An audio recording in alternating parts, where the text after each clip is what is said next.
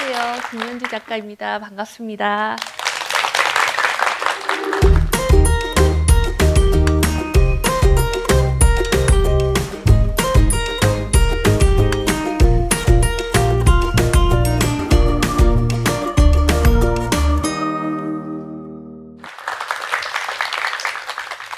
함께학교에서 초대해 주셔서 오늘 이 자리에 섰는데요. 너무 감사한 마음으로 이렇게 왔습니다.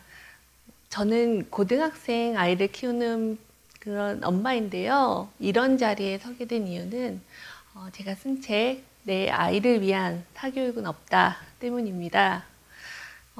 이 책에 이렇게 많은 관심을 주실 줄은 몰랐는데요. 아마 공부 얘기라서 그런 것 같아요. 그만큼 학부모님들이 자녀 교육에 관심이 높다는 뜻일 텐데요.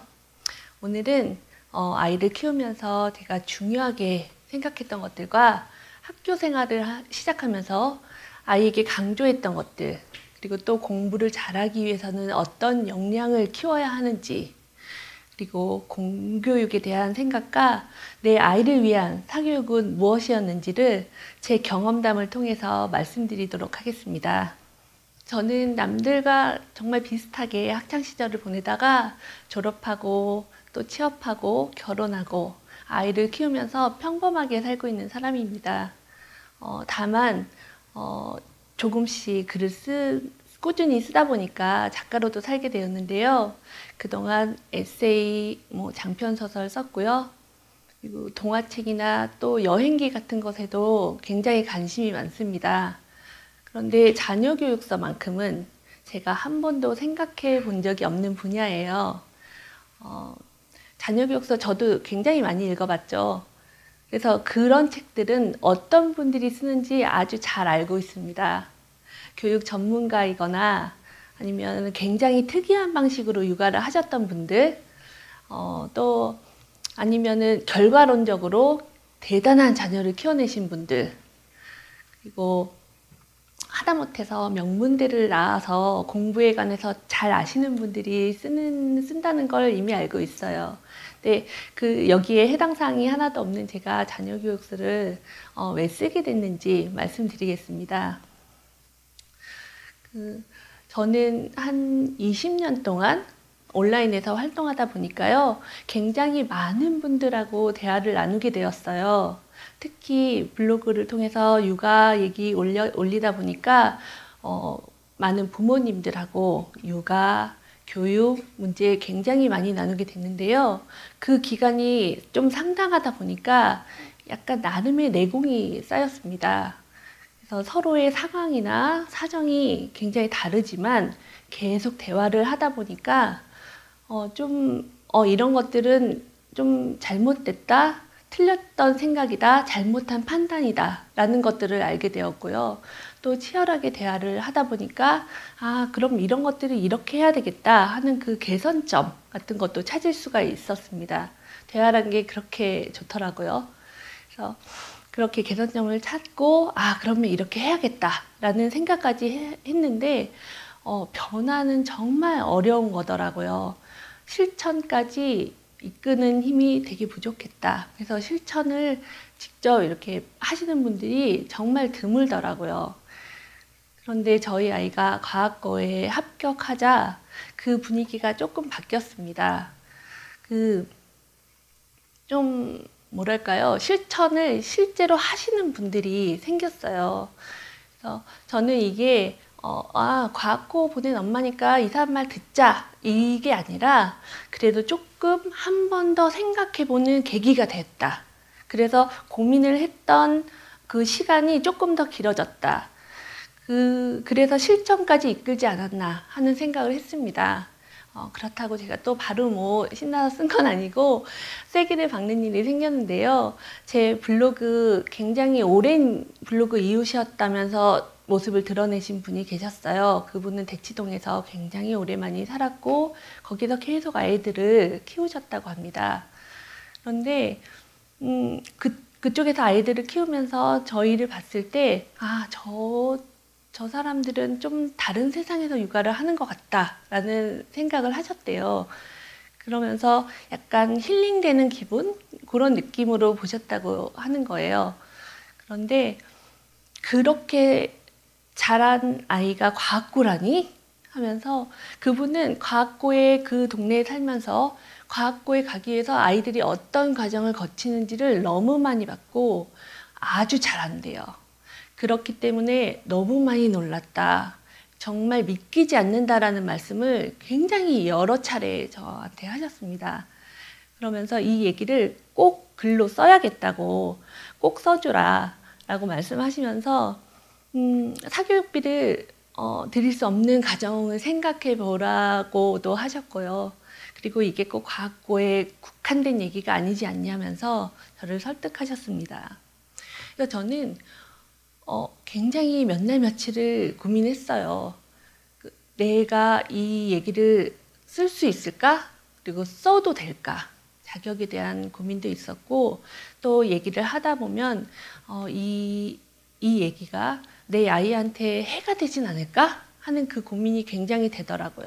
그래서 아이랑도 굉장히 많이 얘기를 해보고, 그리고 결정적으로 어떤 사람들에게 정말 작은 등불이 될 수 있다면, 정말 그럴 수 있다면, 아, 이거는 좋은 일 아닐까? 하는 생각이 들었습니다. 그리고 누군가에게는 작은 희망이 되고, 또 어떤 분에게는 사교육에 대해서 조금 더 고민해보는 계기가 될 수 있다면, 그리고 그분 말씀대로 사교육비를 쓰실 수 없는 가정에 괜찮다라는 메시지도 드리고 싶었어요. 그래서 그런 거라면 한번 써보자. 그렇게 생각해서 한 1년 정도 열심히 썼습니다. 그런데 책 출간 후에요. 그 제목 때문에 좀 오해를 많이 받았어요. 제목이 내 아이를 위한 사교육은 없다. 이니까 너무 단호한 겁니다. 그래서 제가 무슨 사교육 배척자인 것처럼 생각들을 하시더라고요. 저는 사교육이 나쁘다라고 말하는 것도 아니고 그래서 사교육을 몰아냅시다 하는 것도 아닙니다. 조금 내 아이한테 적합한 사교육은 어떤 것인지 조금 더 여유로운 마음으로 고민해 보자. 심사숙고 해보자라는 얘기를 드리고 싶은 거예요. 근데 이제 그 얘기를 말씀을 드릴 텐데 이 책이 나오고 저한테 가장 많이 쏟아진 질문이 있었습니다. 지금 책 보시면 아시겠지만 학원 없이 전교 1등, 단돈 8만 원으로 과학고 입학이라는 이 띠지에 적힌 문구 때문에 굉장한 말들을 많이 들었어요. 학원 없이 전교 1등, 이거는 그럴 수 있다고 다 생각하시는 것 같더라고요. 그거에 대해서는 별로 말이 없고 이런 예는 너무 많이 봤으니까. 그런데 사교육비 없이 과학고 입학도 아니고 단돈 8만 원, 그 8만 원이 도대체 뭐냐? 그 단순한 궁금증과 함께 알고 보면 아닐 것이다. 저것은 미끼다. 라는 그런 질문도 있었고요. 그리고 그럴 리가 없지만 8만 원이 정말 맞다면 엄마와 아빠가 아이 공부 모든 걸 다 가르칠 수 있는 사람일 것이다.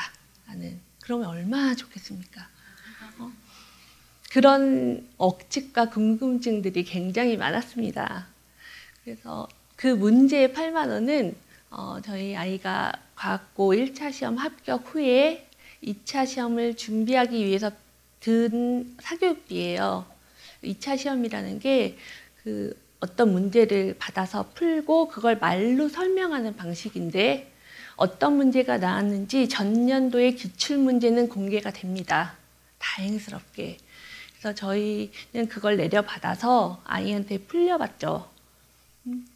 할 수 있는 건 그것밖에 없었으니까 그걸 풀려봤는데 이렇게 접근한 것이 풀이가 타당한지 그리고 또 이 답은 맞는 것인지가 궁금했어요. 답지는 제공이 안 되는 겁니다.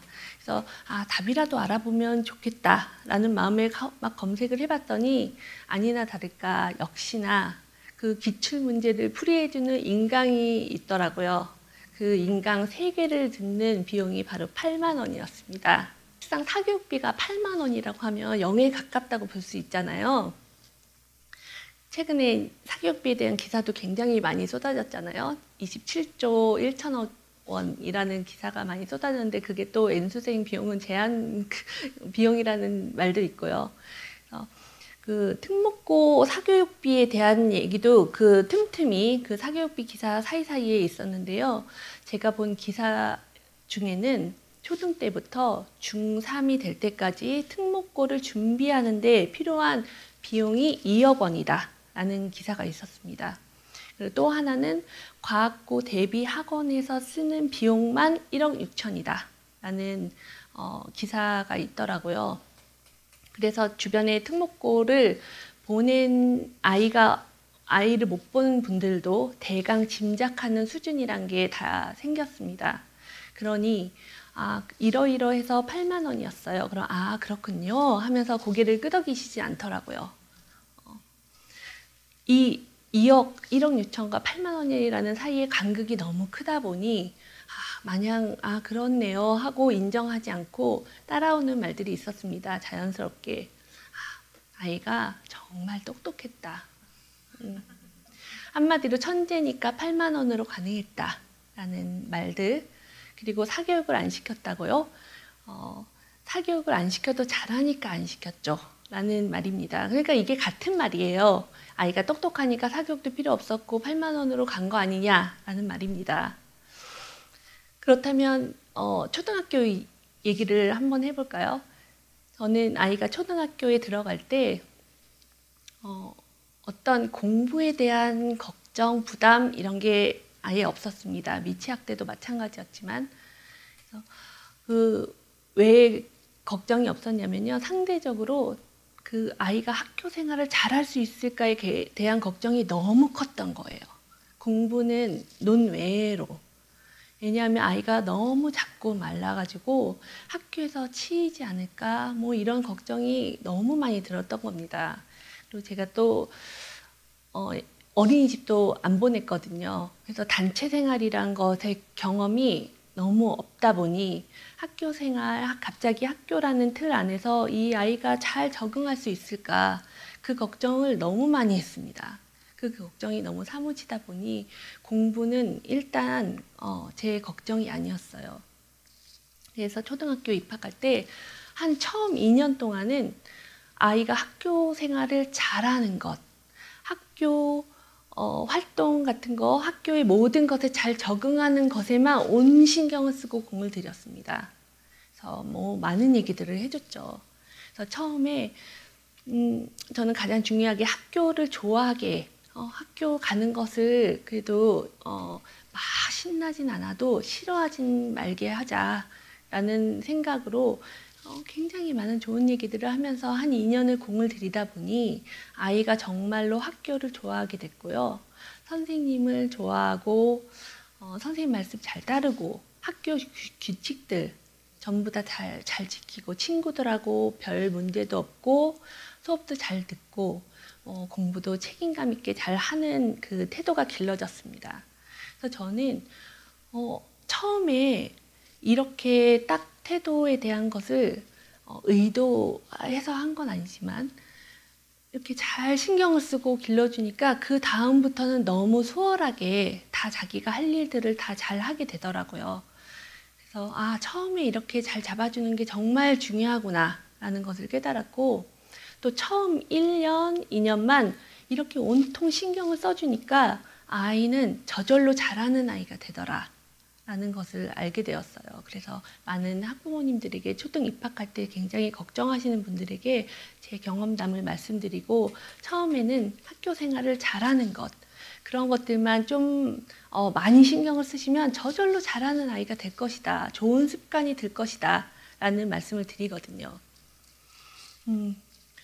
근데 그렇게 1년, 2년 지나고 나니까 3학년쯤 돼서는 저도 이제 공부에 대한 생각을 했습니다. 학습에 대한 걱정을 좀 했어요. 왜냐하면 주위에서 슬슬 학습을 다들 시작했기 때문이죠. 그리고 지인들한테도 굉장히 많은 말들을 들었습니다. 3학년 때부터는 정말 공부시켜야 돼. 이 말을 너무 많이 들었던 거예요. 그래서 그런 말들을 들을 때마다 저는 아이가 이제 한글 뗀 지 얼마 안 됐는데 다른 이런 공부를 하는 게 가능할까 하는 생각도 들었고요. 또 학교 생활을 굉장히 이렇게 잘하고 있는데 그렇게 잘하려면 나름의 신경을 쓰고 에너지를 쓴단 말이에요. 근데 학교 외에서 또 다른 어떤 학습을 하는 것이 가능하긴 할까, 저렇게 어린데? 하는 생각을 했어요. 근데 한편으로는 계속 그런 얘기를 듣다 보니까 우리 애만 그럼 안 시키고 있는데 괜찮을까? 그 걱정도 사실은 됐습니다. 그런 어떤 얘기를 들을 때마다 마음속에 작은 파문이 계속 일더라고요. 그러다가 3학년이 됐어요. 그래서 새 교과서들을 아이가 갖고 왔습니다. 그래서 제일 먼저 수학 교과서에 손이 가더라고요. 그 전에도 제가 교과서를 갖고 올 때마다 쭉 한번 훑어보긴 했는데요. 그때가 제일 처음으로 진심으로 교과서를 읽어봤던 때예요. 아마 학습에 대한 고민이 있으니까 그랬던 것 같아요. 근데 수학 교과서를 보다 보니까 3학년 수학 교과서를 보니까 더하기, 빼기도 나오고 곱하기, 나누기, 분수까지 나오더라고요. 그걸 보고 저는 너무나 놀랐습니다. 내가 알고 있다고 생각한 용어가 너무 명확하게 거기 써 있는 거예요. 너무나 이해가 잘 되도록 완벽한 문장으로. 그래서 이렇게까지 명확하게 표현할 수 있었던 건가? 이런 개념을 굉장히 놀랐습니다. 그 기억이 너무 생생해요. 그래서 막 너무 놀란 나머지 계속 읽어봤어요. 그래서 내가 안다고 생각했던 거는 아는 게 아니었구나 라는, 그리고 나는 이미 이런 개념 같은 건 머릿속에 없고 요령만 남은 사람이라는 자각을 했습니다. 그래서 다른 교과서도 보니까요, 마찬가지로 너무 좋았어요. 그 생각을 하고 뭐 수학이든 영어든 국어든 다 보니까 너무나 잘 되어 있는 겁니다. 그래서 저는 그때 딱 결심했어요. 내가 섣불리 아이를 가르치려 들거나 뭔가를 알려주지 말아야겠다. 이렇게 좋은 교과서로 학교에서 선생님께 설명을 듣고 그걸 이해해서 자기 것으로 만들 수 있다면 이거야말로 천군만마 아닐까? 하는 생각을 했어요. 그래서 아이한테도 앉혀놓고 설명했죠. 이 교과서를 보니 이게 너무너무 훌륭해. 너가 이런 교과서로 이런 걸 잘 가르치도록 배운 그 선생님께 듣고 이해하고 배운다면 너는 정말 대단할 것 같아. 아이한테 굉장히 오랫동안 잘 설명했습니다. 저는 이 깨달음 하나로 아이가 6학년이 될 때까지 학교를 유일한 배움터로 둘 수 있었어요. 주변에서 어떤 얘기가 들려도 흔들리지 않았고요. 비교하지도 않았고, 게다가 아이가 수업을 잘 들었어요. 제 말을 잘 들었던 겁니다. 그렇구나 하고 깨달았던 거죠. 그리고 딴 데서 배울 게 없으니 학교 수업을 훨씬 더 잘 듣는 그런 측면도 있었어요. 학교에 갈 때마다 학교 선생님들께서 얘가 수업을 정말 잘 들어요. 수업을 정말 열심히 듣더라고요 하는 말씀들을 해주셨거든요. 그래서 굉장히 안심되는 측면도 있었고, 그렇게 태도도 잘 길러놨고 수업도 열심히 듣다 보니까 아이가 초등학교 때 학교에서 단원평가 날짜가 나오면 그걸 신경을 쓰고, 교과서를 읽으면서 모르는 어휘가 있으면 공부도 하고, 수학 같은 경우에는 제가 수학 익힘책 뒤에 보면서 아이한테 이거 설명해봐 라고 하면은 잘 설명을 했어요. 간혹 설명이 좀 부족하거나 얘가 좀 이해가 안 되는 것 같다 하는 생각이 들면 그거를 선생님한테 가서 여쭤보고 다시 선생님께 설명을 듣도록 가르쳤습니다. 근데 학년이 올라가면서부터는 앞서가는 애들이 정말 부지기수로 생겼습니다. 그래서 그때도 저는 그렇게 불안하진 않았어요. 그리고 그런 아이들하고 내 아이를 그렇게 비교하진 않았습니다. 저는 어려서부터 제 아이를 다른 아이와 비교하지 않아 버릇했어요. 눈을 딱 감았습니다. 왜냐하면 제 아이가 좀 일찍 너무 작게 태어났거든요. 다른 보통 아이들의 한 절반 정도로 태어났습니다. 그래서 시작 전부터 저 까마득히 저 뒤에서 출발했어요. 그리고 자라는 동안 너무너무 느렸습니다. 성장이. 그래서 다른 아이들을 보면 뭐 비교 자체가 안 되는 거예요. 그 병원 가면 발달표 주지 않습니까? 보여주잖아요. 3%부터 97%까지 빽빽하게 적힌 것들 보여주는데 제 아이는 항상 그 표 바깥에 어딘가에 점에 있는 거예요. 그래서 저랑 남편의 그때 작은 소망이 뭐였냐면요. 한 번이라도 다들 기피하는 그 3% 있잖아요. 3%부터 97% 있는데 한 번이라도 그 3%에 점이 찍히는 거였어요. 그게 작은 소망이었습니다. 언제 3%로 들어왔는지 아세요? 13살 때 들어왔습니다. 그러니까 정말 너무너무 오래 걸리고 느린 아이였어요. 그러다 보니 학교 생활은 물론이고 학교에서 수업을 잘 따라가는 것, 그거를 잘 해낸다는 것만으로도 너무 다행이고 너무 안심이 되는 거예요. 더 바랄 게 없겠다라는 그런 생각이 들더라고요. 다른 아이들 먹는 양이나 또 자라는 속도를 보면 그거에 눈을 한번 돌리잖아요. 그럼 제 아이가 너무 걱정이 되는 거예요. 그러다 보면 걱정을 하다 보면 욕심을 냅니다. 그럼 아이한테 다그치고 더 먹이려고 하고 너는 왜 이러냐 뭐 이러면서 저랑 아이랑 너무너무 힘들어지는 거예요. 그거를 정말 수차례 겪었습니다. 그래서 저는 그때 보통 부모님들이 생각하시는 것이 아이가 태어나면 얘가 건강하게 잘 자랐으면 좋겠다라는 그런 초심의 마음이 좀 있잖아요. 근데 저희는 그 초심의 마음이 너무 길었던 거예요. 그래서 지금도 조금이라도 내 아이가 뭐 좀 이렇게 했으면 좋겠어 라는 마음이 들 때 다시 한번 마음을 다잡으면 정말 금방 다시 초심으로 돌아갈 수 있습니다. 저는 초심 버튼이라고 하는데 제 마음속에 어딘가에 있는 초심 버튼을 딱 누르면 지금으로 너무 만족이 되는 거예요. 태어나면서부터 내내 느껴왔던 이런 감정 그리고 이런 경험 같은 것들이 학습적인 부분에도 정말 영향을 미쳤다고 생각해요. 지금 학년의 것을 잘하는 것에 정말 만족했고요. 그리고 주위를 둘러봤을 때 초등학생이 공부를 시작하면 정말 금방 선행이 된다는 걸 계속 봐왔습니다. 근데 저희 아이는 수업을 잘 듣는다고 했고 그렇기 때문에 선행을 하면 수업 저렇게 집중하고 잘하는데 그것이 방해가 되지 않을까 하는 생각 당연히 했고요. 그래서 미리 배우는 일만큼은 정말로 피하자. 그 생각이 확고했었습니다. 그리고 이제 처음에 원래 똑똑했다는 말에도 조금만 더 덧붙이자면 저는 그런 말씀 하시는 거 정말 너무 잘 이해해요. 저도 정말 자주 쓰는 거였거든요. 쟤 원래 정말 너 원래 운동이 잘하는구나. 원래 너 노래 되게 잘하나 봐. 그리고 저 집안이 원래 정말 똑똑해. 라는 그런 말들 너무 자주 했어요. 저도 저는 원래 되게 겁이 많아요. 소극적이에요. 뭐 이런 얘기도 했고요. 제 아이를 두고서도 얘가 원래 좀 느려요. 그런 얘기들 너무 많이 했습니다. 근데 느리게 자라는 아이, 또 아이의 공부를 계속 가까이 지켜보면서 노력 없이 잘 되는 건 없다는 거를 계속 경험한 거예요. 그래서 심지어 아이돌을 보더라도 옛날에는 춤 타고났네 이렇게 생각했던 것도 얼마나 연습했을까 그 이면의 노력을 좀 보기 시작했습니다.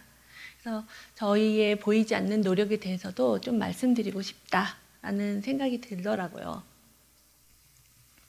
저희가 사교육을 하지 않겠어 라고 작정을 한 건 아니었습니다. 근데 지금 말씀드린 것처럼 하지 않는 게 초등 때는 낫겠다고 판단을 했던 거예요. 하지만 예체능 사교육은 했습니다. 초등 내내 피아노 배웠고요. 수영도 한 2년 정도 했어요. 근데 그걸 하면서도 계속 아이랑 소통하면서 어떤 어려움이 없는지 있는지 계속 대화를 했죠. 왜냐하면 제 아이 성향도 좀 생각하면서 피아노 학원도 몇 번을 옮겼습니다. 처음에 좀 큰 학원을 갔더니 혼자 아이 말로는 갇혀서 혼자 연습하는 그 시간이 너무 외롭다는 거예요. 그래서 그 교습소, 그 피아노 딱 한 대만 있는 정말 작은 교습소를 알아서 거기다가 또 피아노 배우게 했고요. 또 그것이 또 질려하면은 또 방문 레슨도 몇 번 하고 뭐 이런 식으로 아이랑 소통하면서 했고, 수영 같은 것도 구민체육센터를 처음에 보냈더니 중간에 깊어지는 구간이 너무 무섭다는 거예요. 그래서 그 좀 자신감을 가질 때까지 조금 비싸도 얕은 물이 있는 그 수영장으로 하자. 그다음에 거기서 좀 물에 잘 뜨는 걸 익힐 때까지 하고 다시 구민체육센터에 넣었더니 아무렇지 않게 너무 잘 하더라고요. 그렇게 아이의 성향을 좀 보면서 좀 아이의 속도에 맞춰가지고 조절해주고 계속 어떻게 하면 더 즐겁게 오랫동안 잘 배울 수 있을까를 고심하면서 그 방향을 계속 찾았습니다. 근데 이제 아이가 중등이 되면서 공부를 본격적으로 해야겠다고 그 생각을 했어요. 아이한테도 단단히 얘기를 했죠. 우리는 중등, 고등 6년 정말 열심히 하는 거야. 이렇게 아이도 결의를 다졌어요. 근데 그 시작으로 초등 6학년 문제집을 사서 풀려봤습니다. 계속 익힘책 같은 걸로 점검을 했기 때문에 괜찮을 거라는 걸 알았지만 그래도 한 번 다시 구멍이 있는지 점검하고 중학교에 갔어요. 근데 문제는 영어였습니다. 초등 3학년 때부터 학교 수업을 했지만 집에서 하는 게 하나도 없었거든요. 파닉스도 안 했으니까. 근데 그때 이미 주변에는 영어를 잘하는 아이들이 막 생겼습니다. 그걸 보면 저 너무 부럽죠. 우리 아이도 저렇게 영어를 잘했으면 좋겠다라는 생각 당연히 했습니다. 근데 저렇게 잘하려면 집에서 얼마나 시켜야 할까 하는 생각도 했어요. 제가 잘 모르다 보니 그런 생각이 들면서 그냥 초등 때는 학교에서 그냥 재밌게 하는 걸로 족하다. 공부는 중등 때부터 그냥 그렇게 생각을 했죠. 이제 중등을 앞두고 그래서 영어 학원을 알아봤습니다. 저희 아이가 다닐 수 있는, 집에서 다닐 수 있는 거리에 있는 영어 학원은 전부 다 가봤어요. 한 6군데 정도를 갔는데요. 남편과 함께 괜찮은 곳을 찾아야 한다는 그 굳은 결의로 다녔는데요. 그 학원들이 모두 어떤 응대 매뉴얼이라도 있는 듯 너무 똑같은 겁니다. 처음에는 굉장히 놀랐어요. 그분들이 초등 내내 어떠한 영어 학습도 하지 않았다는 것에 굉장히 놀라시더라고요. 그 다음에 보인 반응은 질타였습니다. 대책 없이 왜 아이를 놀렸냐고 저를 질타하시고 그 다음에는 늦었다는 말을 했어요. 늦었다는 것도 아니고 늦어도 너무 늦었다는 거예요. 근데 그렇게 늦어도 너무 늦었다면서 2년 안에 수능 영어 시작할 수 있습니다. 장담하더라고요. 그래서 그거는 어떻게 가능한 건지에 대해서는 좀 궁금했지만 그 장담을 하시면서 모든 곳에서 똑같이 얘기한 건 어느 중학교 몇 등이 우리 학원 다닌다라는 그런 말씀도 하셨고요. 그곳에서는, 학원에서는 제 아이의 수준이나 어떤 역량 같은 거는 전혀 고려 대상이 아니더라고요. 그래서 저희는 학원을 결정하지 못했어요. 그러면 그냥 영어 어떻게든 해봐야 되나 봐. 혼자 집에서 뭐 이런 생각을 하고 있던 차에 집 앞에 교습소가 생겼다는 걸 알게 됐습니다. 생긴지도 몰랐어요. 간판도 없이 그냥 문에 영어 교습소가 있다는 그게 있더라고요. 근데 저희는 이제 믿질 게 없다. 더 이상 손해볼 게 없어 하고 들어갔죠. 공부 테이블이 딱 하나밖에 없는 굉장히 작은 교습소였는데요. 그 선생님과 말이 너무너무 잘 통하는 겁니다. 처음에 갔을 때 이미 1시간을 얘기를 했어요. 수다 떨듯이. 그 학습에 대한 생각이 너무 똑같았고요. 선생님께서 늦은 거 없다. 아무것도 모르는 거 오히려 괜찮을 수 있다. 그리고 아이의 실력이나 역량을 보면서 천천히 그냥 가면 된다라고 말씀하셨어요. 저희 아이는 중학교 때 한 2년 좀 넘게 그 교습소에서 굉장히 재미있게 영어 공부를 했습니다.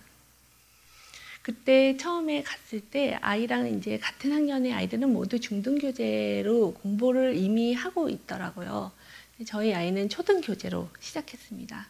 초등 교재로 시작하는 거 저도 아이도 아무렇지 않았어요. 너무나 당연한 거였고, 오히려 제가 그 초등 교재 선생님이 이제 이거 주셨다고 해서 갖고 왔을 때 막 칭송했어요, 선생님을. 아, 너를 정말 잘 가르치시려고 하시나 봐.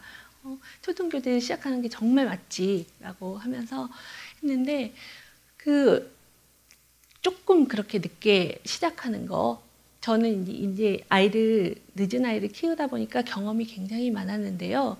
그렇게 뭔가를 좀 늦게 시작하는 게 정말 수월하다는 거를 매번 느껴왔어요.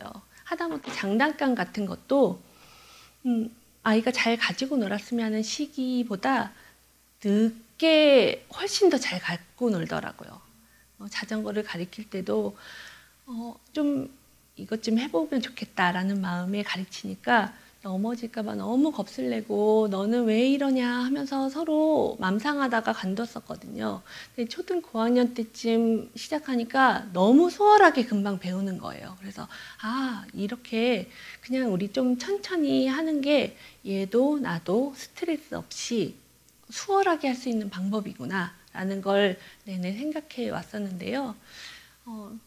중학교 그 초등 영어도 제 예상보다 굉장히 금방 끝내더라고요. 그래서 그걸 보면서 저는 인지 발달이 이미 이 정도 됐을 때 그거를 하는 게 얼마나 수월한 것인지, 효율이 정말 좋다. 만약에 그 초등 영어 과정을 아이가 한 4개월 정도에 좀 마쳤는데요. 초등 때 했으면 한 1년 반 걸렸을 거예요. 근데 늦게 시작하니까 후루룩 하고 가는 겁니다. 큰 어려움은 없고 작은 어려움도 정말 금방금방 극복하면서 하더라고요. 그래서 깨달았죠. 우리는 천천히 가는 게 맞다. 성미에 맞다. 라고 생각했어요. 아이들도 성미가 있잖아요. 앞에서 끌고 자기가 리드하는 게 좀 성미에 맞는 아이도 있고 뒤에 따라가는 게 마음이 편한 아이도 있는데 저희 아이는 그냥 뒤에 따라가도 다 괜찮은 아이였어요.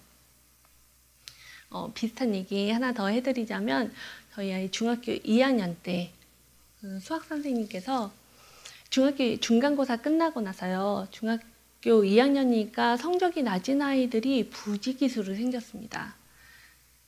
한 점수가 50점, 60점 그 밑에 아이들은 방과 후에 같이 공부를 하자 그렇게 제안을 하셨대요. 그래서 너희들이 지금 중학교 2학년인데 점수가 이 정도밖에 안 나오는 건 분명히 그 초등 때부터 문제가 있는 것이야. 너희들이 갈 만한 너희들한테 맞는 학원은 없을 테니까 초등 5학년 거부터 내가 가르쳐 주겠다 라고 말씀을 하셨대요. 정말 너무 훌륭하시다면서 제가 그 선생님 정말 너무 훌륭하시다고 했어요. 제발 아이들이 방과 후에 선생님을 찾아가서 꼭 배우기를. 선생님은 또 아이들을 안심시키셨다고 해요. 초등 5학년 거부터 하지만 3년이나 뒤로 가는 거잖아요. 초등 5학년 거부터 하지만 이거 금방 끝낼 수 있고 그러면 너네 2학기 때부터는 훨씬 더 잘하게 될 거야 라고 안심을 시키셨다고 해요. 그걸 보면서 저도 내 아이도 계속 이렇게 박음질 하는 것처럼 계속 이렇게 점검하면서 가야겠다라고 다시 한번 다짐을 했었습니다. 수학은 별다른 문제 없이 계속 혼자 했는데요. 주변에서 수학에 대한 말들이 말도 못하게 많습니다. 갑자기 어려워진다. 그리고 혼자로는 역부족일 것이다. 그리고 이것은 수학은 반복을 해야지 잘하게 되는 교과다 라는 말들이 정말 너무 많이 들었어요. 그래서 내 아이도 지금은 혼자 하고 있지만 느닷없이 어려움이 닥칠 수 있어. 그러면 영어 학원 선택하려고 애썼던 걸 생각하면서 수학 학원 미리 알아봐야겠다 그 생각이 들었습니다. 그래서 집 근처에 있는 수학학원 또 많이 방문해 보고요. 검색도 많이 하고 그래서 정말 괜찮아 보이는 수학학원 하나를 집어놨어요. 그러니까 플랜 B가 있으니까 굉장히 마음이 편하더라고요. 아이가 못하면 바로 저길 보내면 해결이 될 것 같다는 그 마음이 있었습니다. 계속 그 학원에 대한 촉을 조금 두고 있다 보니까 몇 주 후에 그 학원에서 선생님을 구하는 구인 광고를 찾았습니다. 네, 그 구인 광고에 뭐라고 써 있었냐면 전공 무관, 그리고 경력 무관, 대졸자면 오케이. 그런데 그 시급이 전혀 전문성을 찾아볼 수 없는 시급이었어요. 저도 당장 가서 하면은 할 수 있는 그런 거였는데 그 구인 광고 자체는 문제가 없었습니다. 근데 그 원장님이 저한테 했던 말들이 문제였죠. 그 원장님이 자기 학원 선생님들의 전문성을 너무너무 강조하셨거든요, 저한테. 그래서 모든 학원이 그렇다는 게 아니고 이런 일도 있다는 거예요. 제가 급한 마음 없이 그냥 여유 있게 좀 알아본 것이 충분히 고민하고 계속 심사숙고 해본 것이 되게 좋았다라는 생각을 했어요. 결국 끝까지 수학학원은 괜찮은 곳을 찾지 못했습니다. 근데 학원 그 구인 광고를 보고 나서 이제 말하자면 현타가 와서 아이의 수학 공부를 어떻게 하면 좋을지 계속 검색해보고 전문가들의 얘기를 들어보고 제 경험도 좀 떠올려 봤어요. 저는 수학 공부를 할 때 어떻게 했는지 뭐 이런 것들을 생각해 보면서 저는 계속 틀렸던 문제를 또 틀렸습니다. 그래서 학교 선생님께서 오답 노트를 좀 만들어 봐 라고 조언을 해주셨는데요. 그걸 어떻게 하는지도 모르겠더라고요. 그래서 틀린 문제를 적고 해답지의 답을 옆에서 적는 그런 오답 노트를 만들었는데요. 당연히 문제가 해결되지 않았습니다. 어떤 방법을 써보고 이 방법을 써봐도 잘 안 되고, 그래서 한 번은 오기로 나는 답을 찾을 때까지 계속 해보겠어 라는 그 오기를 부렸던 기간이 있어요. 근데 그 기간 동안 제 수학 실력이 비약적으로 발전하는 걸 전 느꼈었습니다. 그리고 성취감 같은 것도 좀 많이 느꼈어요. 근데 문제는 고3 막바지에 그걸 제가 발견했다는 것이 좀 문제였어요. 그래서 그 아이한테도 뭐 여러 전문가들의 말도 그렇고 엄마의 경험도 이러니 너도 한번 이런 방법으로 공부를 해보는 게 좋지 않을까라는 말을 했고, 아이가 납득해서 계속 그렇게 붙들고 늘어지는 식으로 공부를 했습니다. 수학만큼은 중등 내내 답지를 보지 않고 모든 걸 문제 풀이를 하고, 답은 제가 채점했죠. 틀렸으면 다시 끊임없이 다시 해서 맞출 때까지 했습니다. 저는 이 시간과 경험이 굉장히 좋았다고 생각해요. 아이한테 이렇게 수학 문제 한두 문제로 고민했던 시간, 그리고 그때 맛봤던 성취감, 그것이 사고력을 굉장히 발달시키지 않았나 그렇게 생각합니다. 어떤 것을 붙들고 늘어지는 그런 끈기, 그것이 아이의 사고력을 꽤 발달시켰다고 생각을 했어요. 그래서 아이가 공부를 시작한 중등 3년이 내 아이한테 맞는 공부법을 찾는 그 시간이었고, 내 아이한테 맞는, 내 아이를 위한 사교육은 무엇일까 굉장히 곰곰이 생각해보고 좀 고민했던 그 기간이었습니다. 영어 학원마다 너무 늦었다고 할 때 제가 조급한 마음을 가졌으면 어쩔 뻔했을까. 그리고 수학 같은 경우에는 1년 선행, 2년 선행, 그것이 다수가 따르는 매뉴얼이잖아요. 그것들을 보면서 그 다른 아이들하고 비교하면서 했으면 내 아이는 그렇게 깊이 좀 파면서 하기는 시간적으로 마음의 여유도 없고 힘들지 않았을까. 그렇게 공부를 하는 방법이 결국 보석을 발견하는 방법이었다.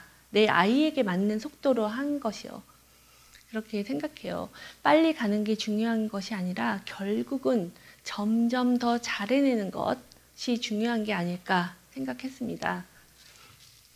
공부 얘기가 나온 김에 공부 잘하는 비법만 잠깐 말씀드리고 넘어갈까 해요.